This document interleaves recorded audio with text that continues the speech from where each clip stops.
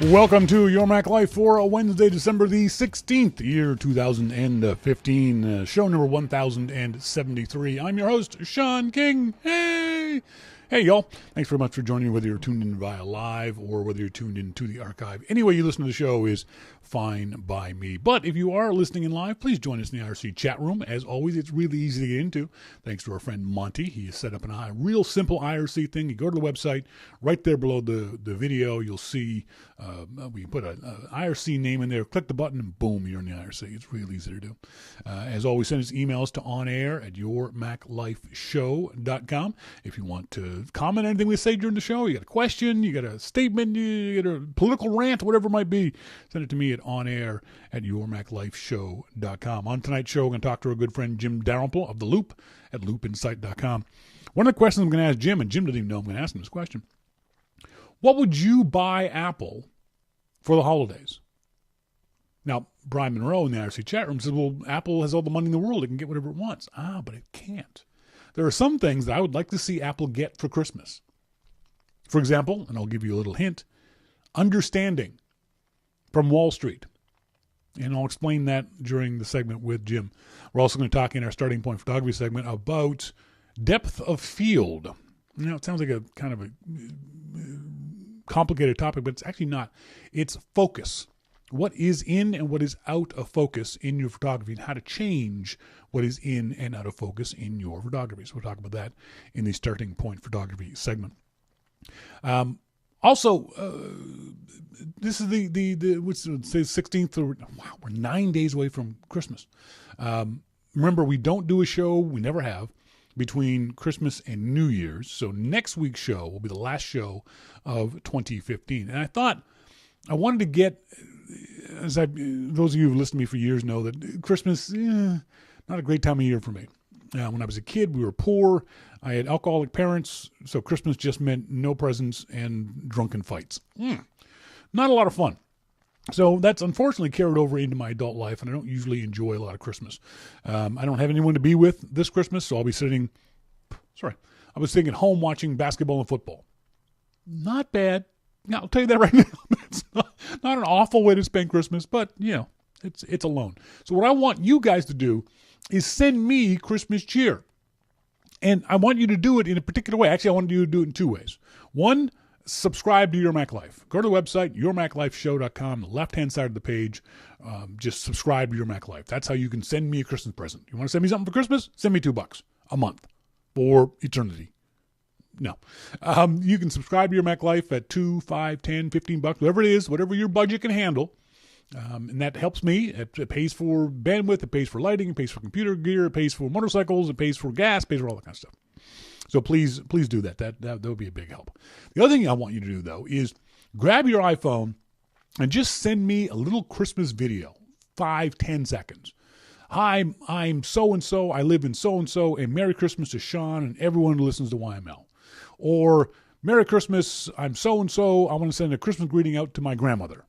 Or, here's your kids. Have your kids send me a Christmas greeting. Just anything. Just something. And what I'll do is I'll piece them all together, and then on next week's show, we'll play them. And I'll put them up on the website. I'll put them up on Facebook. I'll put them up on Twitter.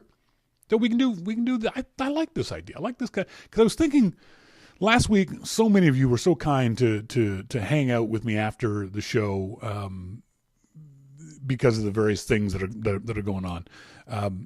And I remember thinking there's so many people who've sent wonderful emails over the past little while, offering support, offering condolences, offering a lot of wonderful thoughts. First of all, do that often to your favorite podcasters, to your favorite software company. I've said this many times before, and I'll say it again. Those of us on this side of the business, on this side of the camera, we don't know if you guys like what we do unless you tell us you like what we do. And not enough people let their favorite writer or podcaster or person know that you appreciate and enjoy what they do. Heard from Monty last week that how important the show was to him during a tough time in his life. I heard from other folks who said the same thing, that in bad times, it is tough for them to get through stuff, and this show helps. I don't know how, but if it does, that's fantastic. But you guys telling me that also helps too. It helps me to know that there's people out there who are enjoying what I'm doing, whatever that might be. So keep that coming. So the idea is to just send me a little bit of Christmas cheer. Little blurb, a little hey, this is so and so. Do it in front of your Christmas tree. Do it in front of your menorah. I briefly watched our friend Lauren Finkelstein did that. I haven't watched the video, but there's a menorah in the background. Good for you. Festivus. If you have a Festivus pole, do it Kwanzaa. I don't care. But I want some of this stuff. I want these kinds of videos. So send them off to me at either the usual address or christmascheer@yml.me. I want to send a big shout out. Hopefully he's listening to our good friend Greg Gare. Greg Gare. No, screw him. Hiker BC. It was his birthday a couple of weeks ago. I didn't know this. Sly, our very favorite Sly, got him this gorgeous Coach watch. Very classy Coach watch. He posted pictures of it up on Twitter. And Greg, want to say hi to you. You know why. We'll leave it at that. What else was going on? Star Wars. Star Wars is killing me. It's just killing me. I'm not a nerd. I'm not a geek. I don't need to see it the first day.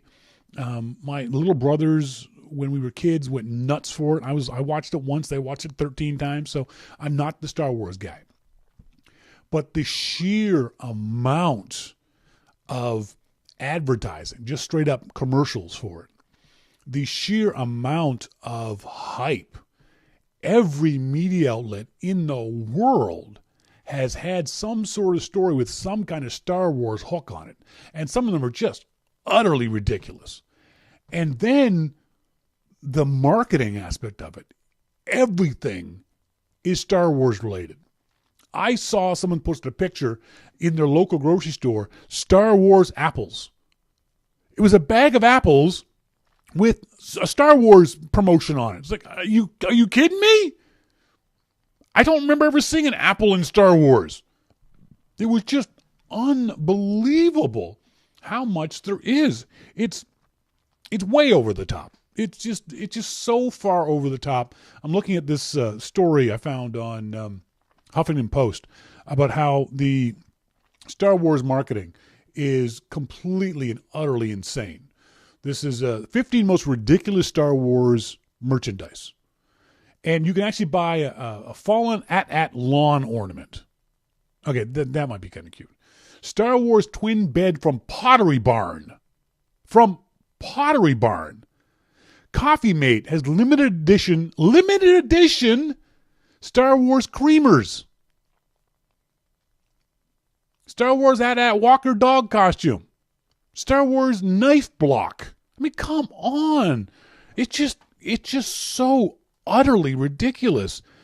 And the thing for me is, and people are talking about they don't want to read any reviews of Star Wars. Why would you want to read any reviews of Star Wars? Why review it at all? This is one of those movies that it doesn't matter. The reviews could come out from the New York Times or Chicago Tribune that this was the worst movie of all time. It's not going to matter. If you're a Star Wars fan, you're going to go see this movie, reviews or not. I said that on Twitter yesterday.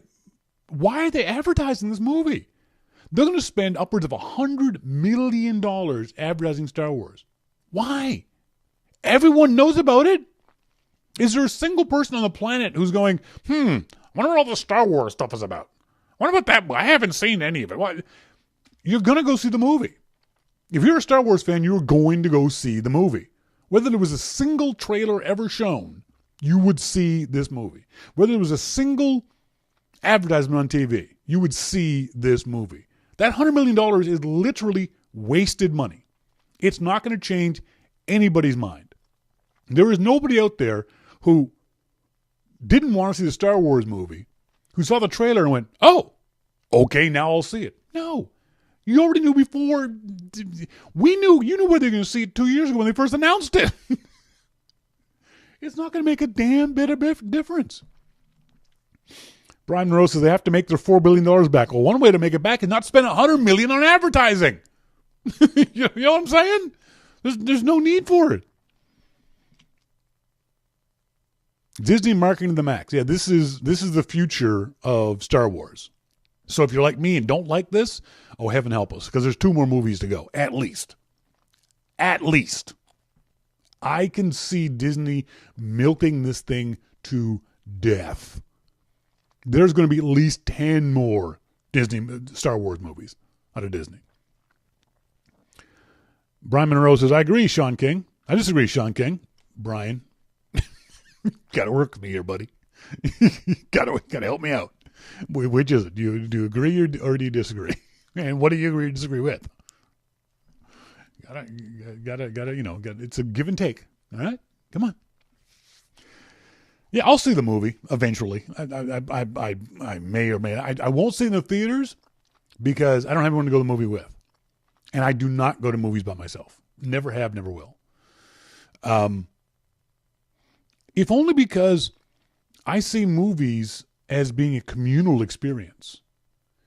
As much as going to the movies has gotten really bad for a lot of us, with the talkers and the texters and the cell phones and the loud chewers, there are some movies I think that you have to go see as a community. And you have to see it on a big screen. Star Wars is definitely a big screen movie. Trainwreck is a movie you can get on Netflix. You didn't have to go see Trainwreck in the movie theaters. But Star Wars, that's a big screen movie. And I want to see it on the big screen. But I also go to movie theaters for the community aspect of it, or even the interpersonal aspect of it with the person that you're going with, whether it's a date or whether it's just a friend that you're going to the movie with. And because for me, afterwards, you go have a coffee, you have a beer, you talk about the movie. You talk about movies in general. And you can't do that when you're by yourself. When you're by yourself, you go, you buy popcorn, you sit, you watch, you go home. Yeah. I don't have any interest in that. That doesn't appeal to me at all, that kind of movie-going experience. So unless I find someone to go to the movie with, I'll wait till it comes on DVD or Netflix or Blockbuster. I'm kidding. Brian Monroe says, Mac Man, I saw the first Star Wars movie like 10 or 15 times when I was a kid, but it was less expensive then. Yeah, there was that. What? Actually, it wasn't less expensive because the cost of money is the same as it is now. I only saw it once when I was a kid. I saw it again as an adult on DVD, so I've seen it twice. The original, the first one. I loved it. I didn't love it as much as my little brothers did. The only movie I've seen multiple times in a movie theater, and this may sound strange, is Amadeus, the movie about Mozart. Mozart? What is? Yeah, Mozart. I saw it 5 times in the theaters. It was so good. I enjoyed it so much. I actually paid to go see it 5 times. That's the only movie I've seen in the theaters multiple times. I've seen other movies I've seen Casablanca like 50 times and Gone with the Wind 50 times and Search for Holy Grail 100 times. So I've seen other movies on multiple occasions, but that was oddly enough, the only one I've ever paid to go see that many times.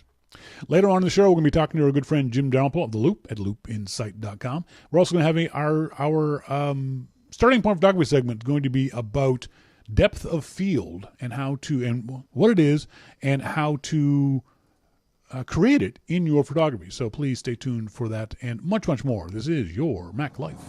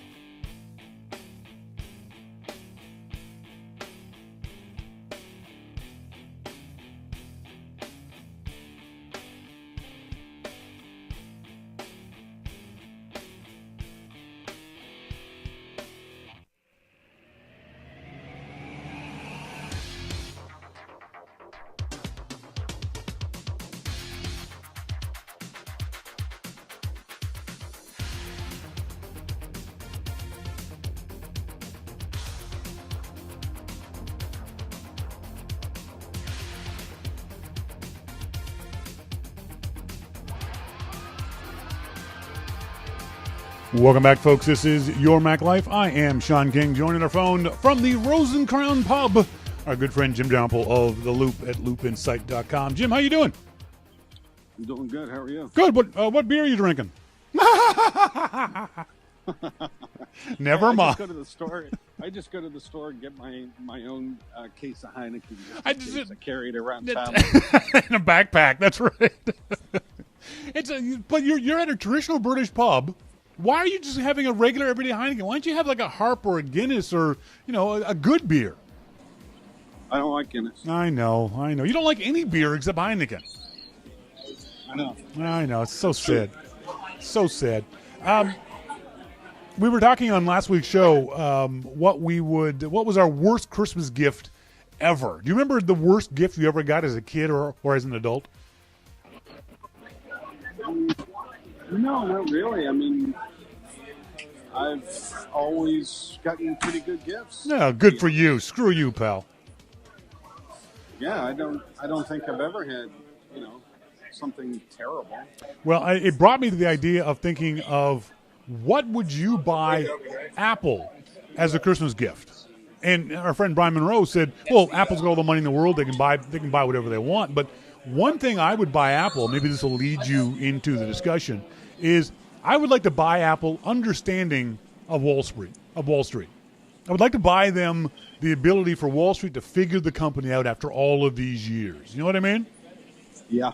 Because it's one of the worst aspects of the company is to watch. The perfect example was this rumor of supply chain chatter that the iPhone was going to be down year over year in sales. Now, keep in mind, Apple's still going to sell 30+ million iPhones over the holidays, but they're going to be down maybe 1%, 2%. And the stock has dropped $10 in the last week over a rumor. So that being said, can you think of anything that you would buy Apple? I would like to buy Apple a bat so that it could beat the analysts. and a bat is cheaper than understanding. That's true. I agree with you on that one. I just, funny. On the way to the pub tonight, I was talking to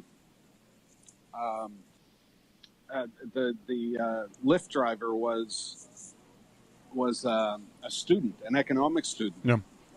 And he's going to be basically an analyst is what's going to happen. Yeah. And I said, so tell me how that all works. How do you figure out something like, the finances or the product, how it's going to sell? And he said, we have these complex algorithms and, we have all these things going on and we have spreadsheets and we have all this. And I said, then why are you so wrong? Exactly. Consistently. And he said, you know what? You're right. Mm-hmm. You're right. We are. And I said, but why is it that when they put it up, put professional analysts against not average Joes, but, very smart people, yep, that they always beat you? And he said, I don't know, but you're right. It's really, so, and the thing is, analysts have the same sort of job security that baseball players do. They can fail 2/3 of the time and not get fired. Absolutely. That's the thing that blows my mind about analysts is that they're wrong. So at least about Apple, they're wrong so often, so consistently, and the exact same way. Because what happens is when they're wrong, in theory, it costs their clients millions of dollars. I would fire that guy. Right. Yeah. Yeah. I agree with you. I mean, that's the type of stuff that I don't understand as a consumer myself. How can they be so wrong consistently, but yet continue to work? Yeah. There was a story last week I saw. GoPro has been losing a lot of interest lately because their products just aren't as exciting as they used to be, and trading at an all-time low. And yet there was a rumor that Apple might buy GoPro, which makes no sense whatsoever. And GoPro shares jumped as much as 16% last Thursday because FBR's Dan Ives picked it as a major acquisition target of Apple. It's still up 11%. So that's either outright stock manipulation, that someone fed this guy the rumor, or this guy did the rumor on his own. Maybe someone at GoPro fed him the rumor. Who knows where it came from? But based on zero evidence whatsoever, this company's valuation went up by millions and millions of dollars. Somebody made millions of dollars on GoPro last week through what can only be described either intentionally or accidentally as stock manipulation. Well, see, I think GoPro will continue to be popular among the people that, it appeals to. There are a lot of people that, it's just not going to appeal to. But there could very well be some technology in there that Apple wants for its own video. And, maybe they did look at it. Maybe they are looking at it. We don't know. But, GoPro is very, very good at what it does. So if we all know that when Apple buys a company, it will buy a company and then use that technology in its own devices. So, if GoPro has a specific type of, image stabilization in its video product that makes it, second to none, then I wouldn't put it past Apple to go buy it and use it. Okay, I understand what you're saying. It doesn't feel like the typical purchase that Apple would make. We think of GoPro as being a camera company, as making these little action cameras. And so what you're saying is maybe there's something else that the company has, some other intellectual property the company might be interested in. Okay, I get that. I understand that. Well, we didn't think that Apple would be interested in headphones either, but here we are with Beats. So. Fair point. We saw the story last week that Apple gets a giant Taylor Swift concert exclusive. We're finding a few of the details now that this was planned quite a while ago, and obviously Apple is paying Miss Swift buttloads of money to do this. Can you see this happening more and more now? Is this going to be the way of the future, that artists are going to be exclusive to this kind of stuff? Absolutely. Yep. This is the type of thing that Apple is going to do to set itself apart. Now, I can see why they would do it, and I'm okay with that. Go do what you got to do in order to get customers. But I still think that fix the service first. Yeah. But they're getting there. They've done a lot of work on Apple Music over the past little while. The latest update was huge. So. It's going to continue. We'll continue to see more Taylor Swift stuff, and other people like Taylor Swift. I doubt we'll ever see an Aussie exclusive because I don't think that Apple really cares much about the hard rock and metal genre. No. But. Do you think these kinds of promotions actually work? That people would actually go out and purchase Apple Music just to get this album? Yeah, for those people, I think it does. Yeah. It wouldn't work for me. Yeah. But especially with Taylor Swift. But I look at this: if there was an Aussie concert, would I sign up for, I don't know, Pandora just to see it? Yeah. Maybe. Yeah. Maybe I would. But if it was available to purchase, then I just assume buy it. But then, we're not all in the same wavelength these days about whether we should buy or whether we can sign up and stream for free. Yeah. So, I would just, that's just me. I would just buy it. But if Apple Music came out with some great, hard rock or metal stuff, AC/DC or Aussie, then, that would certainly be an incentive. And there is, you can't fault Taylor Swift for her popularity. No, not at all. She's a very talented artist, and she's very popular in her genre, and good for her. Yep. More power to you. So if Apple's going to pay her buttloads of money for her concert video, again, more power to you. I think that's great. Are you coming up here to Vancouver to see the last Aussie show? The Last Sabbath show? Yeah. I'll just see it in San Jose. Oh, come on, man. You come up and visit. No, I can't do that. I'll just see it here. Fine. Be that way. Be that way. But I think we will see more of these, but I do agree with you. I would like to see them in other genres too, but those other genres don't pack the punch that pop music does, that an Adele, that Taylor Swift, that Justin Bieber, Timberlake would. I understand why Apple goes after these big names. Yeah, it would be great to see exclusives from others. Do you read anything into Adele not putting her 25 album on any streaming service? Do you think that was a good idea for her? Oh, there are so many different opinions on what should be done with streaming services as opposed to buying. I mean, even if you listen to that cockamamie interview with Jimmy Iovine a little while ago on CBS, who's the girl that he had with him? I don't remember. Was it Mary J. Blige or somebody like that, or whoever it was? When they asked her, "Are you worried about selling your albums these days?" and she said, "Yes." Yeah. I mean, she was emphatic. Yes, she's worried about selling her albums. So, when you talk to artists and ask them about selling their albums, they want to sell. They don't want to stream. They want to sell. But, streaming is where we are. So, they kind of have to, they're straddling this line of getting their music out there and trying to sell it at the same time, which is why, as a music lover myself, like the new Megadeth album, I paid for it. I bought it. Now, they've pre-released some songs, and I get those, and I play them.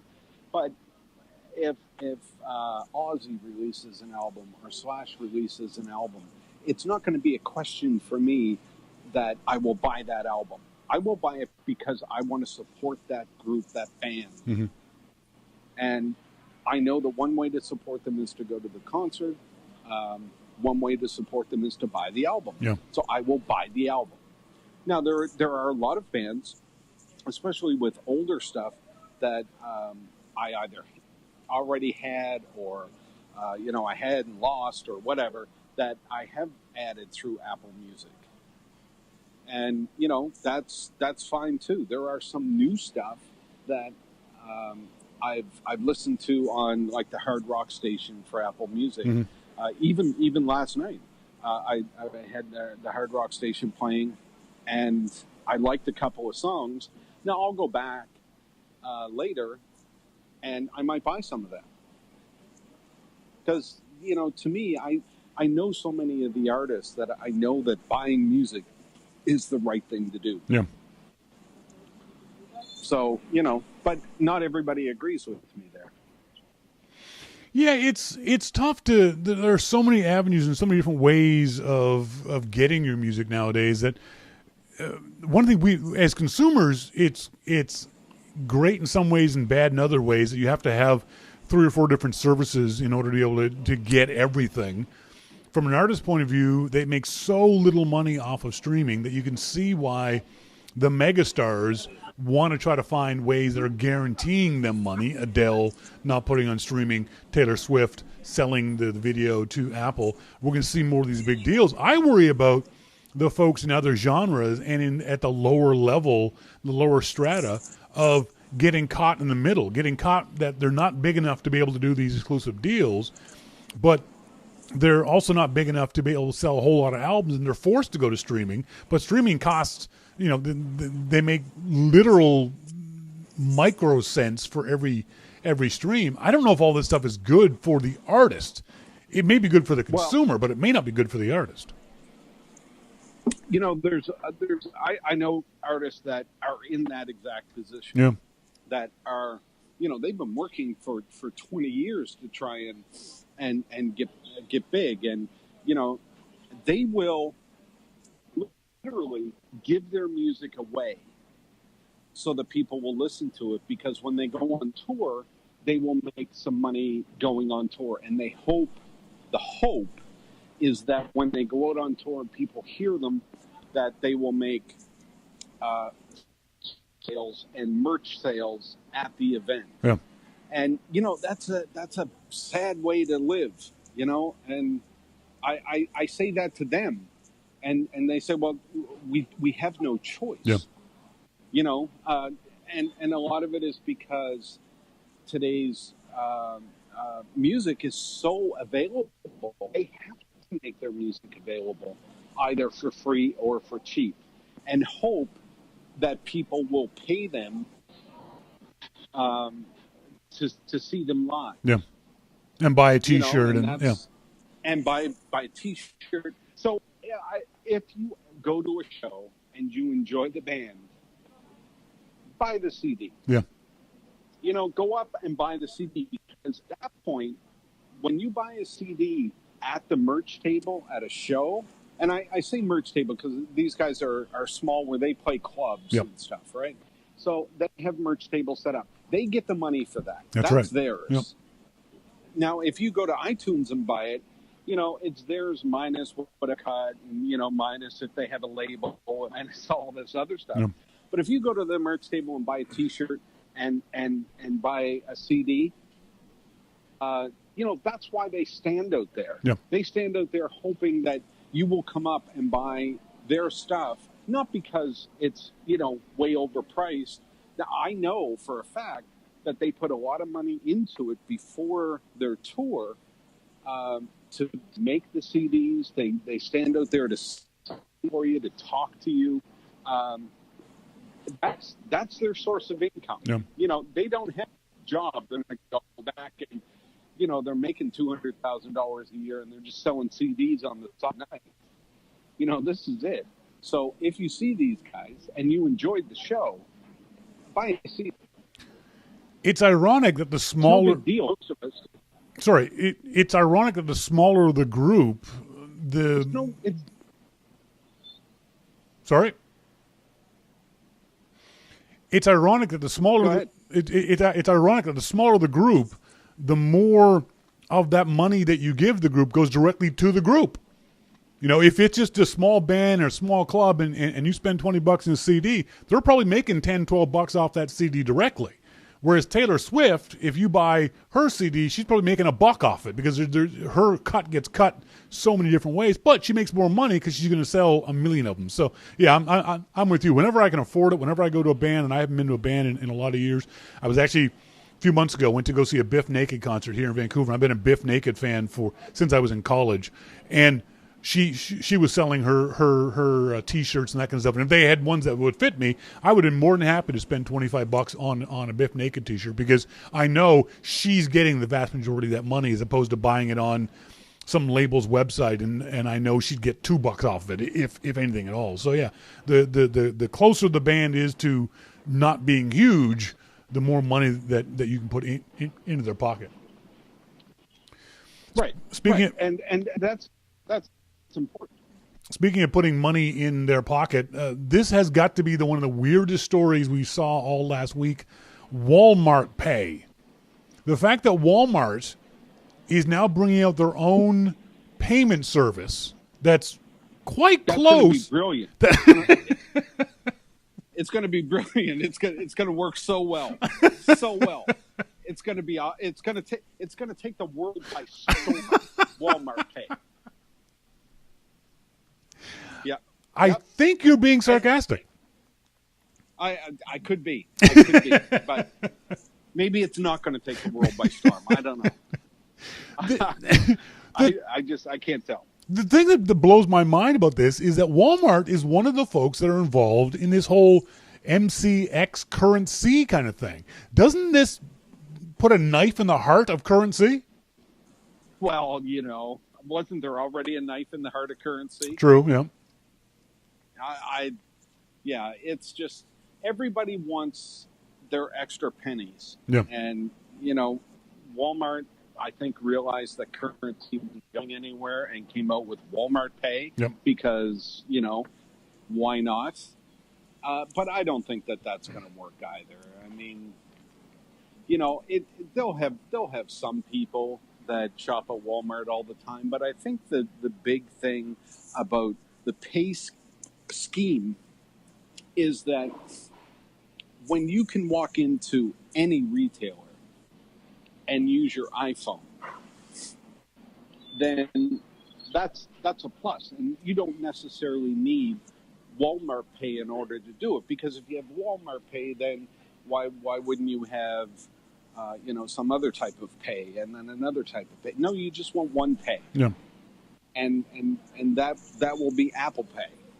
And I love it. I love it. If I can walk in anywhere and just flip my watch and do it, done. Yeah. I'm done. I don't need Walmart Pay. I don't need, Radio Shack Pay, and I don't need whatever kind of pay you have. I have Apple Pay. I can go and do it. And it's a brilliant service. And it was a great idea. You know what? I mentioned that I took Lyft to the pub. Yeah. I used Apple Pay to pay for Lyft. At the pub? No, to pay for the Lyft. Oh, for the Lyft. Yeah, for the car. Okay, I got it. Yeah. For the car, yeah. I used Apple Pay to pay for that. It just came up and said, just put your fingerprint down and you're done. Yep. Okay. Done. I think a lot of these, it's great. A lot of these systems are designed more for the convenience of the retailer than they are for the customer. Your description of using Apple Pay in a Lyft car, just dropping your fingerprint down, boom, not having to worry about anything else. But you read the description of these other QR code type things, and it's insane what people have to go through. Yeah. In order to jump through the hoops that Walmart or Currency or some drugstore want you to do. You've got to reduce friction for these kind of payment things, because if it's a pain in the ass, I won't do it. I'll just give you my credit card. If you don't accept Apple Pay, I'll just give you my credit card. And that's the whole thing with Apple Pay. You just put it in. It's secure. Yep. It's safe. And I think Apple Pay is one of the best things that Apple has done. And I said that when it was released, and I agree with that assessment even today. That it's so simple, so secure. Why wouldn't I do it? I walk into a store, I walk into Pete's, they have Apple. I pay $2 and whatever that Pete's charges for a coffee. Yep. And I pay that on Apple Pay. I go for groceries, I pay that on Apple Pay. I go here, I pay it on Apple Pay. Yep. If you don't have Apple Pay, then I'm still sitting there with my watch going against the machine saying, why the fuck won't this work? Tapping the guy's forehead going, come on, make this work. Yeah. You don't have Apple Pay? What the hell? Brian Monroe says, Shawn, Apple Pay is coming to Starbucks next year. Yeah, but not here in Canada, which is just really pissing me off. We won't get any of those kind of services up here in Canada for quite a while. Well, that's the Canadian bank's fault. Exactly. For folks who don't know, we don't have MasterCard here in Canada or Visa. We have Toronto Dominion Visa. We have Royal Bank of Canada MasterCard. Our credit cards are handed out to us via the banks, not by the company itself. And our banks are notoriously conservative, which is a good thing sometimes, but in this regard, a bad thing. It's not going to be probably until next Christmas that we'll see Apple Pay up here in Canada, unfortunately. Well, you got Apple Pay and American Express or some... Do you even know anyone who uses American Express? I haven't seen an American Express card being used anywhere in a lot of years. I certainly don't have any friends that have American Express. People just don't use it up here or anywhere else nearly the amount of times as MasterCard or Visa. MasterCard or Visa are the two big guys. I would say American Express has got maybe 5% of the market when the other two have the vast majority of the rest. Folks, I'm talking to Jim Dalrymple of The Loop at loopinsight.com. He has two of his own podcasts, Amplified, available on the iTunes Store and the Dalrymple Report. Jim, thanks for joining me, buddy. Go have a beer. Enjoy yourself. Say goodnight, Jim. Hey, I think we had that problem last week with Jim too, and I couldn't get him off the phone. It was just kept hanging there. I appreciate him doing that. He's obviously out with some friends, and he wanted to do the show and do it at a pub. I think it's great. Fantastic. Don't forget, send me Christmas cheer. You can do it two different ways. Send me, you can subscribe to Your Mac Life. Go to the website, yourmaclifeshow.com.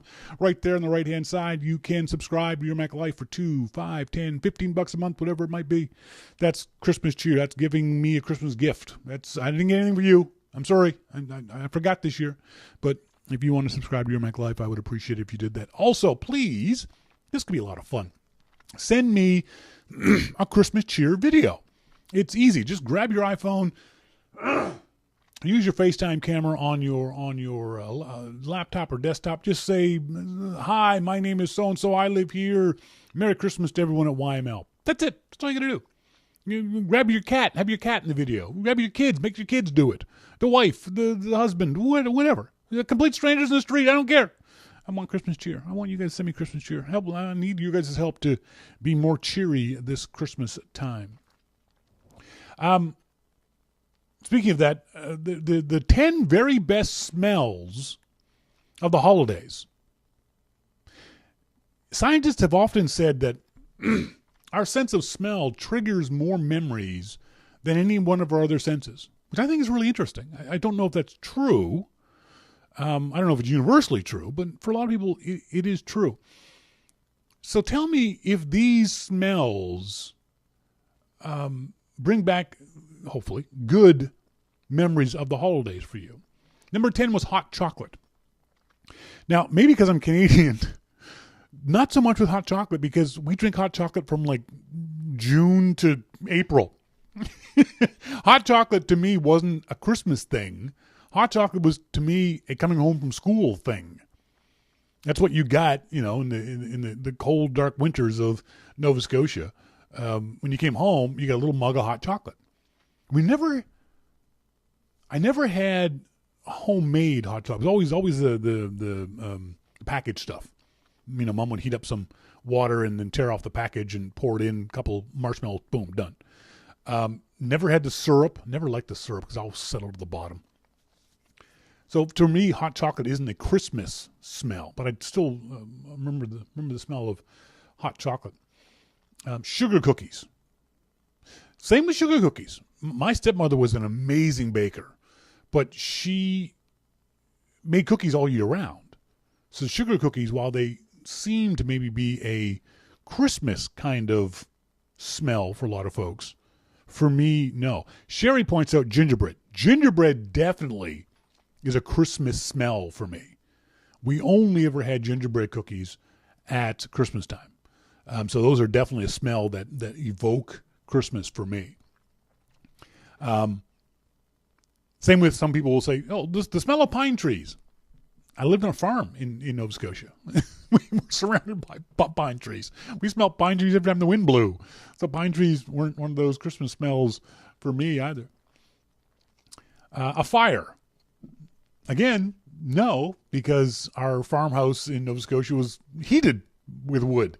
So we were smelling fire all the time. Although I still, to this day, love the smell of a burning fire. Even I can be riding a motorcycle down the street, down some of the back roads, some of the farmhouses here in Chilliwack, and I will slow down to go past someone's house who has a fire going. Because I love the smell of a roaring fire. It's wonderful. Peppermint is definitely one of those smells that I think of as being a Christmas smell. Although I don't like peppermint. I never like candy canes. I don't like peppermint candies. I don't like peppermint toothpaste. I don't like anything pepperminty. But for them, that's definitely, to me anyway, a Christmas smell. Mulled cider or apple cider. That we never had it in the house, but it was always at events we went to. Any sort of get-together, any sort of Christmas market or festivities. There's always that sort of thick, sweet smell of apple cider. I don't even like apple cider. But there's always that heavy smell of mulled cider in the air. That's definitely a smell that I can relate to Christmas. Pine, again, is not a smell that I relate to Christmas because we live in an area that's got pine all the time, so it's not really a Christmas smell to me. Potato latkes. I've never had a potato latke in my life. I don't know why that's on you. I don't know. I couldn't tell you what a potato latke smelled like. I don't have a clue. Potatoes? Pie. Again, pie isn't a smell that I associate with Christmas because my stepmom and my mom were both really good bakers. Mom and Bev would make pies year round, apple pies and lemon. My mom made great lemon meringue pie, blueberry pie, all that kind of stuff. That wasn't solely a Christmas smell for me. Same with candles. Candles was something that you smelled all the time. It wasn't a smell that you associated with just Christmas. And then there's gingerbread. Gingerbread and molasses cookies for me are very, very Christmassy. They don't smell like much, but shortbread cookies always signify Christmas to me too. We never had shortbread cookies when I was a kid, except for Christmas time. That was the only time you ever tasted shortbread cookies. Same with mandarin oranges. Mandarin oranges are almost a year-round thing here now in Vancouver, but as a kid in Nova Scotia, they were only for the 2 weeks before Christmas, 2 weeks before Christmas and the week after Christmas. That was the only time you ever saw mandarin oranges in our house. I loved mandarin oranges because you felt like you could eat 10 of them. You just keep peeling. I loved mandarin oranges. MacMan says, we don't make the usual mulled cider, but yeah, we make it with cinnamon, orange slices, and cloves. Dave D says he's thinking more of the smell. I love, sherry. I don't remember them smelling, but I love to eat them. Latkes, she's talking about. And Dave D, I'm thinking more of the taste and smell, and for that I give 5 stars. My Aunt Kay's chocolate bourbon balls. Oh, those sound good, Dave. Chocolate bourbon balls? That's yummy. Monty says pie, not particularly holiday-ish. The only holiday pie that I can think of is pumpkin pie, and that's a Thanksgiving pie.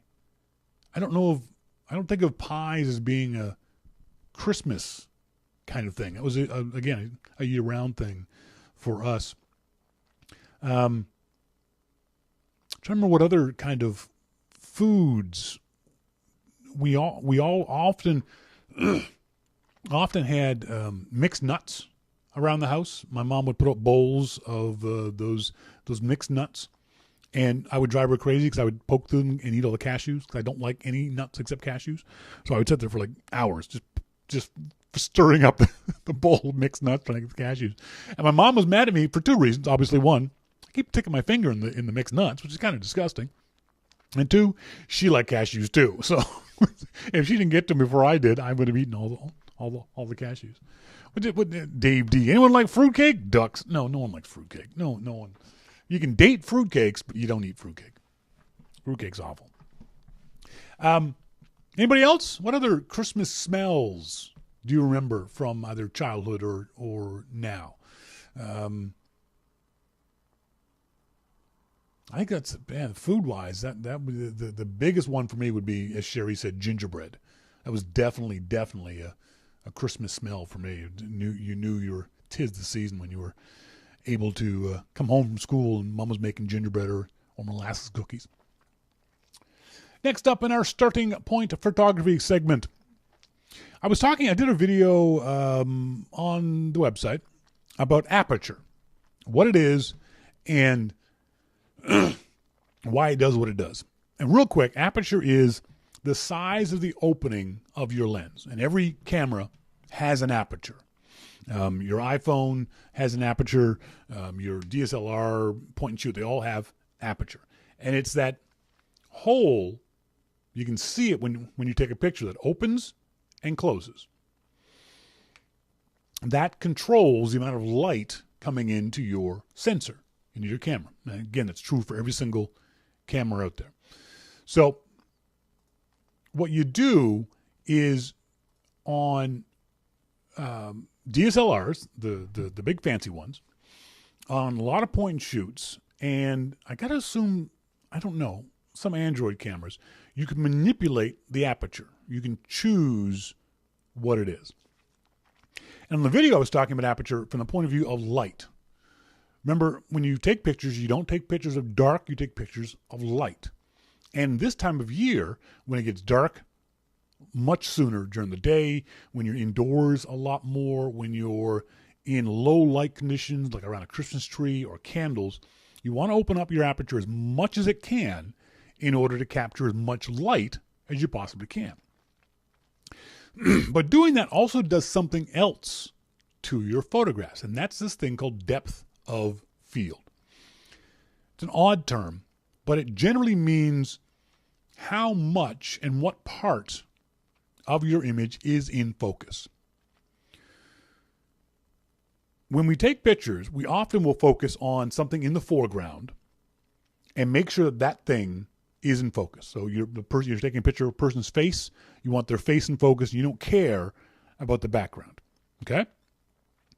So you can control depth of field. You control how much of the image is in focus in front of and behind the subject matter. So let's assume that I'm going to be in focus.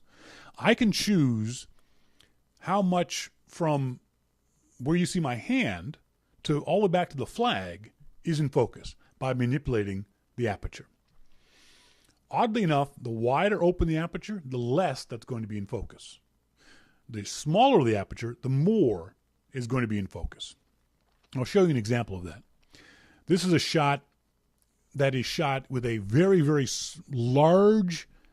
very small aperture number. This was shot at f3.5. And you can see that the foreground light is in focus. The background stuff, you assume it's light, but you can't see, is out of focus, is blurred. So the depth of field on this particular image is just at the light bulb in the foreground. The image to the back of it, behind the light bulb, is all blurry. And that's an artistic choice that you make as a photographer. You choose to create this image in this way. You could have chosen to have everything in focus, the foreground light and the background light. But that wouldn't be as artistic. It would look flat. One of the reasons why you do this is, as I tell my photography classes, you have to keep in mind that a photograph is a 2D representation of a 3-dimensional space. In other words, we live and see in 3D, but when we take pictures, we only have 2D. So by manipulating and choosing what is out of focus, we can sort of mimic 3 dimensions. Going back to that picture of the light bulb, you kind of get a sense of the 3 dimensions in this. You get a sense of depth because those lights in the background are out of focus, are blurry. Taking a look at another shot, I was down at the Vancouver Christmas Market this past weekend, and this is another shot where I intentionally changed my aperture to be a very small number. I was shooting with a 50 millimeter f1.8 lens, so the aperture was f1.8. And what that means is that the aperture was open as wide as it could possibly get. This particular lens doesn't get any wider than this. I was trying to suck in as much light as I could. But by doing that, by increasing the aperture to that large a number, I got this effect where the flowers, the plants in the foreground were in focus. And you can see everything behind it out of focus. Those little blobs of light are called bokeh or bokeh, B-O-K-E-H. And it's an artistic thing that happens when you manipulate the depth of field in this way. When you make your aperture as small as you can get it, the aperture number as small as you can get it, or open the aperture as wide as it can go, it creates that bokeh effect in the background. And that's a factor of the lens you're using too. It's not necessarily a factor of the aperture. It's a combination of the two. If you use a different lens, interestingly enough, if you use a different lens, you can get different shapes of bokeh in the background. You can get star shapes with some lenses.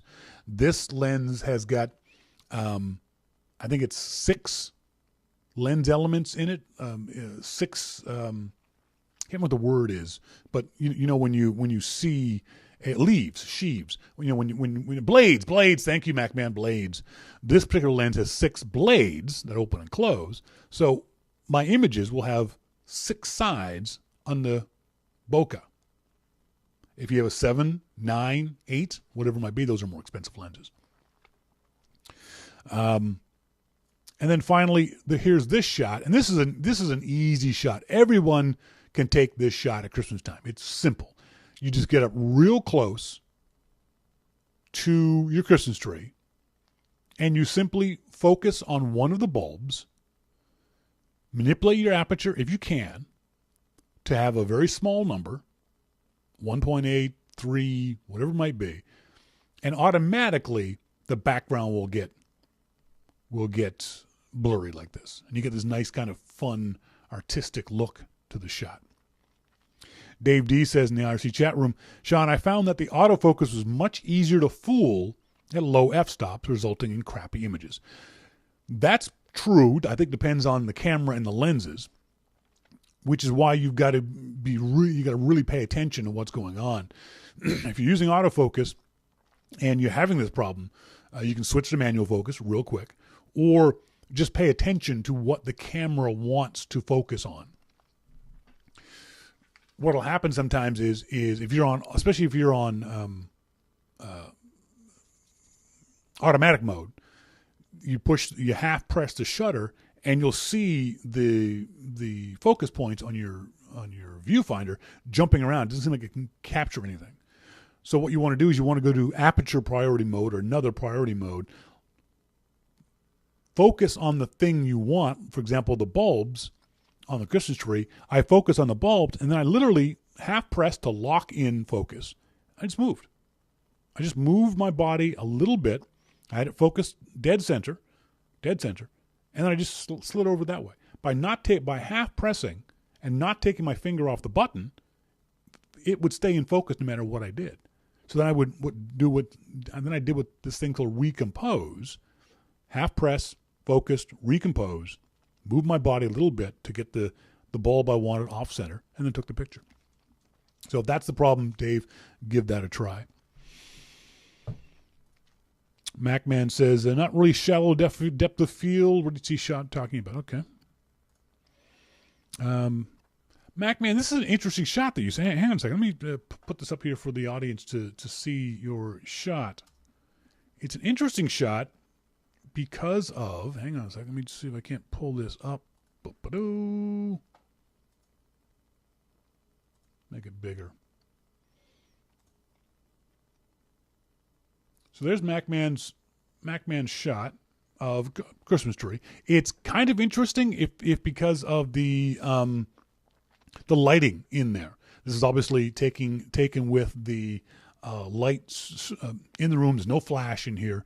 It needs straightening. MacMan says that's right. You definitely need a little bit of straightening. But the other aspect of it, I'm just going to take a look at your EXIF data.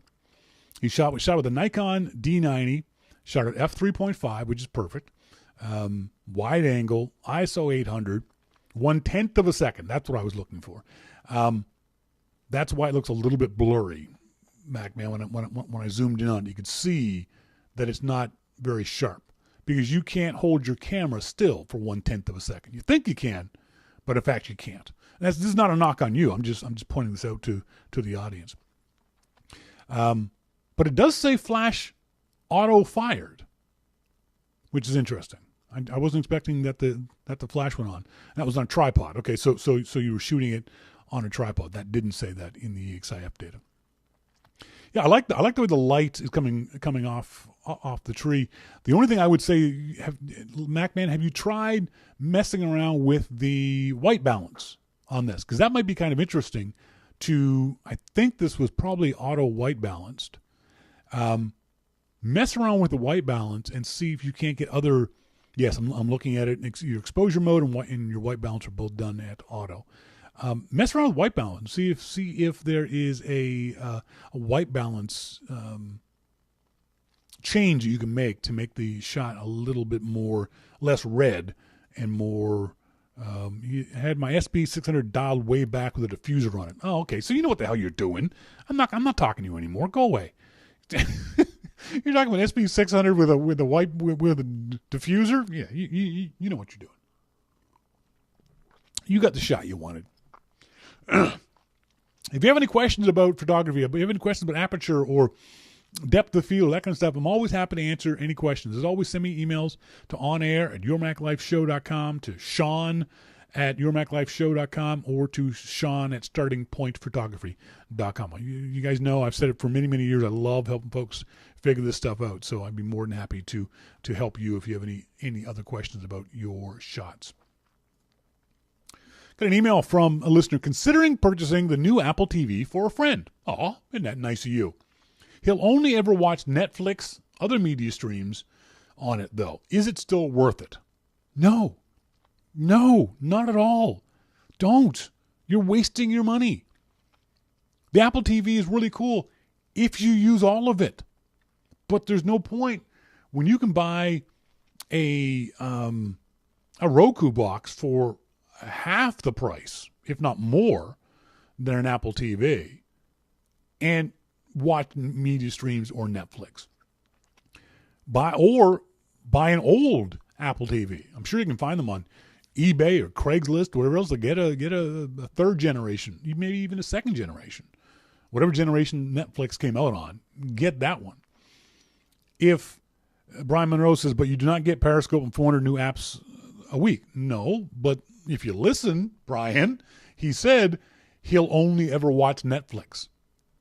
So why spend $200 on a device where he's only going to watch Netflix when you can spend $50 and get a Roku box, or spend $70 and get a previous generation Apple TV? There's no point spending all that money on Apple TV for things that he's not going to use. You'd be just wasting your money. Absolutely wasting your money. Don't buy your friend that. That's just not going to work. Get some more emails from you guys. Seymour, I'm going to be away from home and need to have an inexpensive device to scan in letters to my laptop. Anyone have any recommendations for a good but inexpensive small portable scanner? I've used the Doxy scanners in the past. Get Doxy, DOXIE.com. You can also use your phone. Depending on the quality of scans you need, if all you're doing is scanning in receipts and that kind of stuff, then you just use your phone. Take a picture of the document and put it on your phone. If you need OCR stuff, then you need an actual scanner. And the Doxy one is the one I've used in the past. So if you like that, go and grab that one. Eric Zalestra, Shawn, like gin and tonics correctly being gins and tonic, shout-outs should be shouts out. iPad Pro should also be iPads Pro. Oh, and grammar assholes are quickly called grammar asses hole. Eric Z. Thanks, Eric. Donald Hall. Hey, Shawn, you asked for stories of the worst Christmas present ever received. Here's mine. When I was 17, I asked for a car for Christmas. I can't remember if I was really serious, but I remember my mother just snorting. On Christmas morning, after all the gifts were unwrapped, my mother said, "There's one more for you in the tree." I looked, and sure enough, there was a small box hanging from a branch, just the right size for a set of car keys. I got really excited and said, "Did you really get me a car?" Both my parents smiled and nodded their heads. I excitedly opened the little box. Inside was a toy Matchbox car. Parents can be such dicks. That's cruel. That is utterly, utterly cruel of them. Even though I was mad at the time, being the butt of the joke, now that I'm older, I realize that they were trying to teach me a lesson, not to be too greedy. I finally did get a car the following summer, as I was preparing to go to university in the fall. In what must be a record, I smashed up the car 15 minutes after driving off the used car lot, but that's another story. Best wishes for Christmas, Don Hall, appsandmore.com. Thanks, Don. That's a good Christmas story. Don Beck, there in Chilliwack, Massachusetts. On Wednesday's YML, you asked what was the worst Christmas gift people got? I don't remember my worst, but I clearly remember the worst one I ever gave. I've never been very good at thinking of gifts just for the sake of giving a gift. But when I think of something that somebody would like or need, I'm very happy to give it to them. Many, many years ago, probably in high school or junior high school, I thought of something that my mother could use, was within my price range, and I was sure she would appreciate. I was wrong about the last part. The extension cord I gave her just wasn't the right thing. And she let me know about it. I guess it was a good lesson learned. You bought your mother an extension cord? Oh my God, that's hilarious. That could possibly be the dumbest gift ever to give anybody. So congratulations, Don. Several years ago, I heard a good gift guide for giving.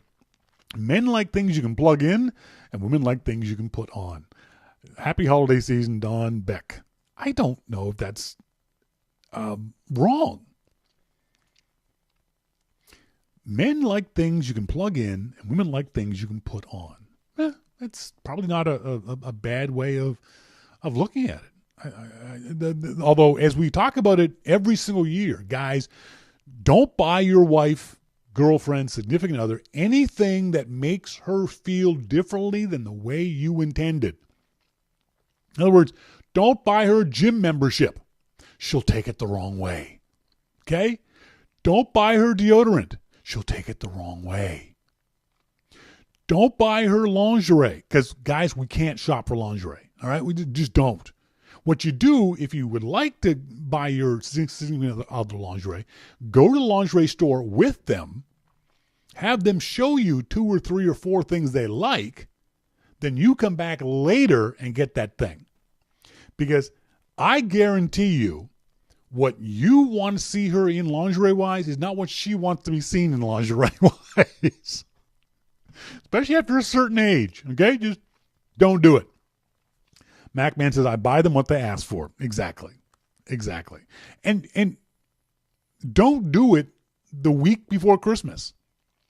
You got to do that kind of stuff in October and November as you're off doing your normal other stuff.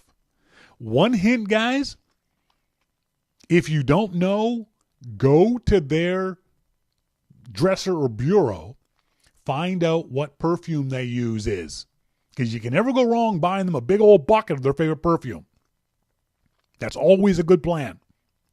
Big bucket of perfume. Whatever her favorite is. If she has a bunch of them, then the next time she goes out, pay attention, see which one she uses. Simple. Just pay attention. Kaz Mahida says, hey, Shawn, hope all's well. Just heard a host on a sports podcast advise listeners to bookmark his Amazon affiliate link. I didn't know you could do this. I'll do this for your affiliate link, and I think you might mention this on your show. I made Amazon purchases and regretted afterwards forgetting to go through your link. A bookmark would have reminded me. Just a thought, have a great holiday. I don't know. How would I set that up? Hang on. Amazon.com/Your Mac Life -20. Your Mac Life -20 is my affiliate code for Amazon. So let's see if that actually works. Yeah, it doesn't. The website address is not a functioning page on our website, so I'm not sure how to... I'll find out, Cass. Thanks very much for the idea. But for the rest of you, if you're shopping on Amazon.com over the holidays, please come to our website if you get the chance to do that. Also, you can still use Lex Friedman's affiliatizer for Safari, which I think is a brilliant idea. Check it out right there on our website. On the left-hand side, below the Amazon Picks of the Week, you'll see at the bottom of that it says "Get Lex Friedman's affiliatizer for Safari." It's a little plug-in that you can use in Safari that will automatically put in affiliate codes for you. You can choose which affiliate code you want to use, whether you use mine or anyone else, your own or anyone else's. So check that one out if you get a chance. Sherry says, "I never want anything for presents. Why am I single? I'm low maintenance." Exactly. Let's see, what other emails do we have? I thought this was odd. Do you see the story? Apple gifts retail employees with Apple Music subscription. Okay, that's kind of nice. Apple's giving all the retail employees free subscriptions to Apple Music. Good, okay. But it's a 9-month subscription. It just seems kind of odd to me. When I mentioned this on Twitter, people said, well, it's because it's 9 months free plus the 3 months you get when you sign up. And I said, that's fine, but I got to bet most people have already signed up for Apple Music and have already gone through their 3-month subscription. So Apple's only giving those folks a 9-month subscription. Or they've already paid for Apple Music, in which case Apple has only given them a 9-month subscription. 9 months just seems kind of odd. Why wouldn't you go the full 1 year subscription for Apple employees? And there was a story of how to use the iPhone 6S and 6S Plus as a scale. Don't do that. That's freaking stupid. Don't use your iPhone as a scale. You know what you should use as a scale? A scale. Buy the drop scale. Buy a kitchen scale. Don't use your frickin' iPhone as a scale. It's not designed to be a scale. God, people are stupid. That's just a dumb idea.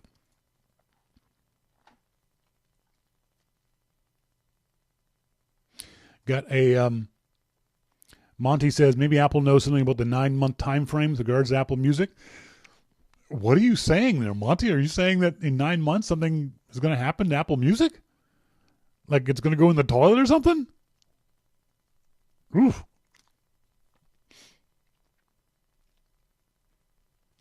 DJ McIntosh writes, just listen to last night's show and your remarks at the end of the show. It really touched my heart.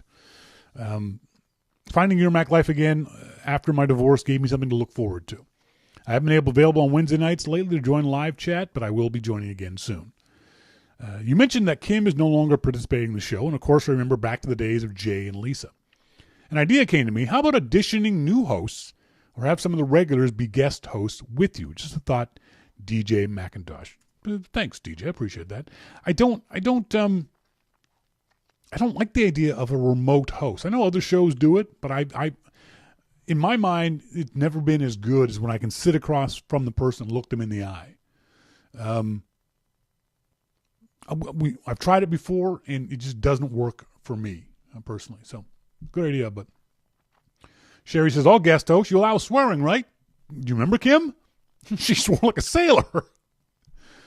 Airman Gerard says they gave 9 months to employees because adding it to the 3-month free equals 1 year. Yeah, but Airman, we already went through that. Folks have already got and probably gone through their free 3 months. And so they're either not signed up or they've paid for it, in which case they're still only getting 9 months. It doesn't make a whole lot of sense. Monty wants me to tell the story about your one edit of the show in its 22 years. Last week's show, I guess, post-show. We had a post-show party last week. We're going to have another one next week too, by the way. And I said in the post-show something about editing. I don't know how we got talking about editing podcasts. And I said I never edit the podcast. That's the joke many of you have heard over the years. I'll fix it in post. No, I'm never going to fix things in post. I don't care enough to fix things in post. Plus, for me, it's always been a matter of the show is a live show. Editing it afterwards no longer makes it a live show. That whatever good or bad happened because it was live, I'm taking out to the archive audience. And remember, for every podcast, the vast majority of people listen to the podcast on an archive basis. 90% of the folks who listen to Your Mac Life listen to it on Thursdays and Fridays, not on the live show on Wednesdays. But I want them to get the feel of what the show was live. Plus, editing, frankly, it's a giant pain in the ass. It's awful. It's horrible. And why are you editing out mistakes? You made the mistake. Own the mistake. Just don't make the mistake again. And then finally, you hear all these podcasts that say, we did the show on Tuesday. It'll be ready a week from Thursday. Why? Because I have to edit it, make it sound good. No, you don't. If it doesn't sound good live, auto-tuning it isn't going to make it sound any better. Leave the mistakes in. Don't cut out the ums and ahs. Learn to not do and ah. Learn to speak properly. So anyway, the one mistake I ever made was at a Macworld Expo. We were interviewing a guy about, I don't know what the hell the product was. But I asked the guy a question. And I'm pretty good at interviewing. I'm pretty good at knowing what I'm allowed to ask, when I'm not allowed to ask, what I should ask, and what I shouldn't ask. So I generally don't ask about future products for a lot of companies, certainly never of Apple.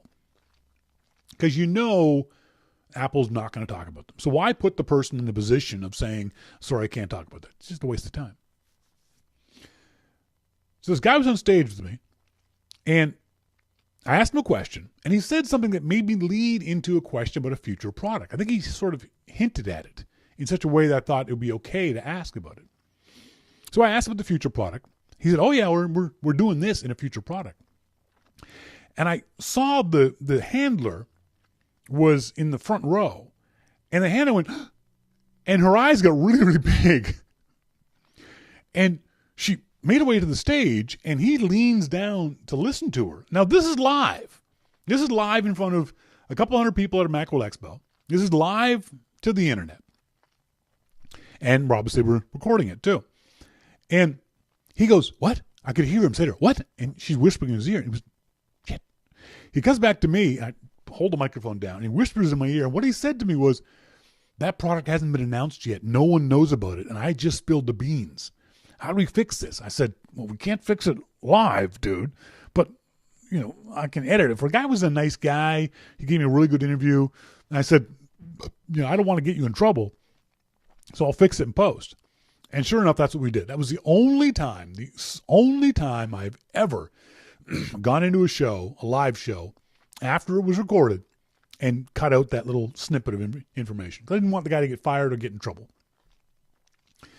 Sherry says, what was the product? I have no idea, Sherry.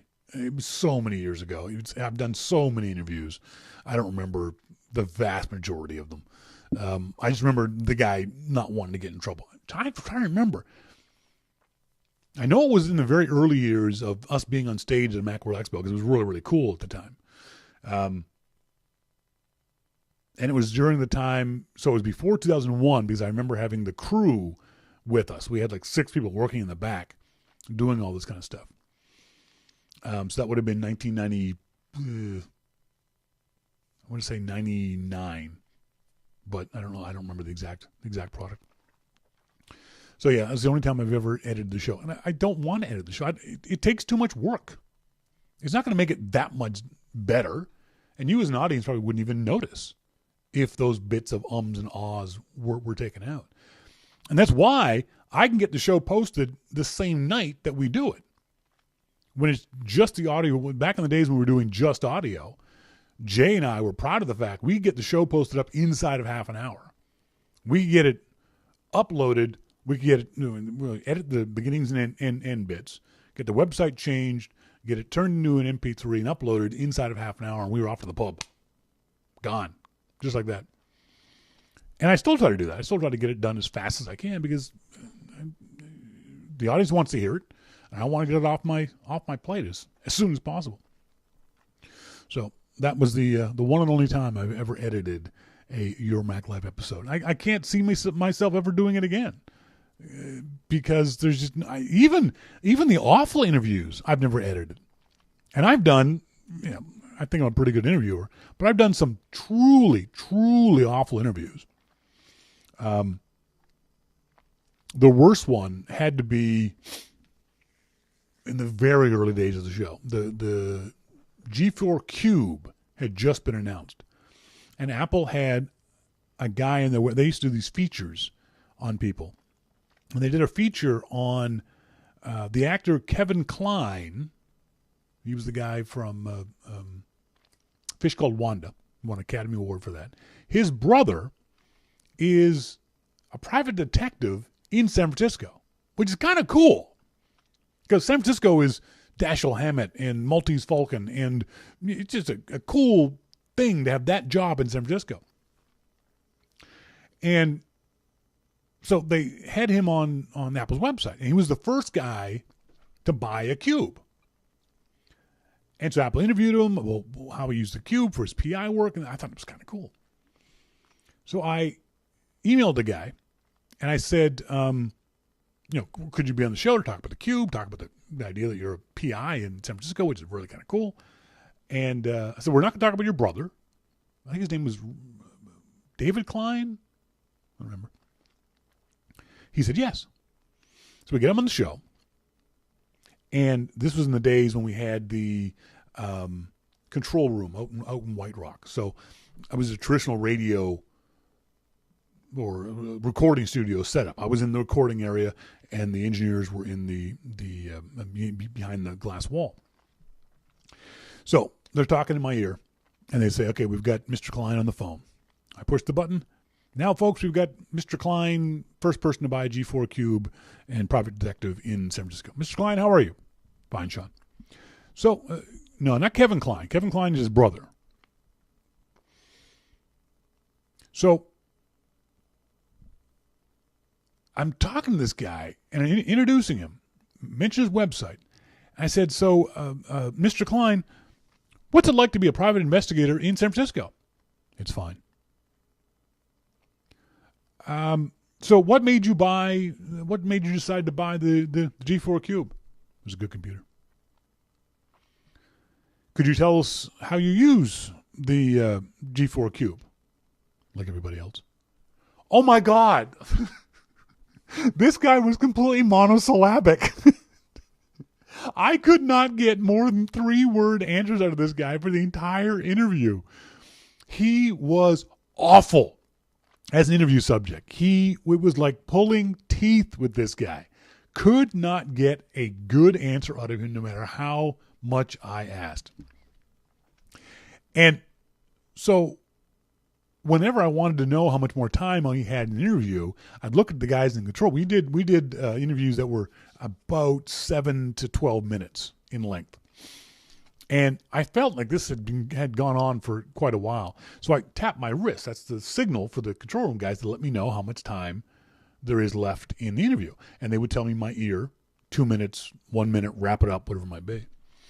And so I hear in my headset 10 minutes. I'm like, 10 minutes? I've been talking to this guy for half an hour. And so obviously the guests can't see me. I'm looking at the control room guys going, and they are falling down laughing. They are killing themselves. This is the funniest thing in the world they've ever seen in their lives.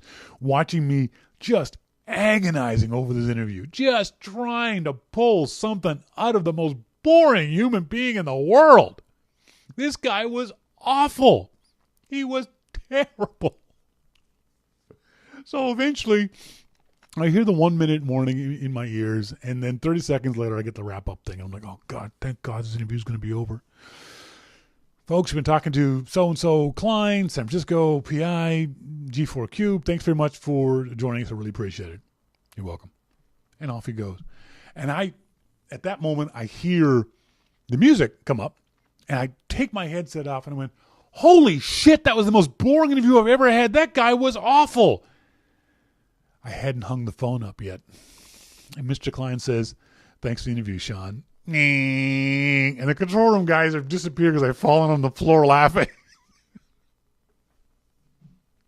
So I insulted a guest. In that interview, I never edited. I don't edit interviews. So I'm not going to interview that. I'm not going to edit that interview. I'm not going to edit any other interviews either. I just don't get the point of editing. You see people talk about spending a week doing an edit.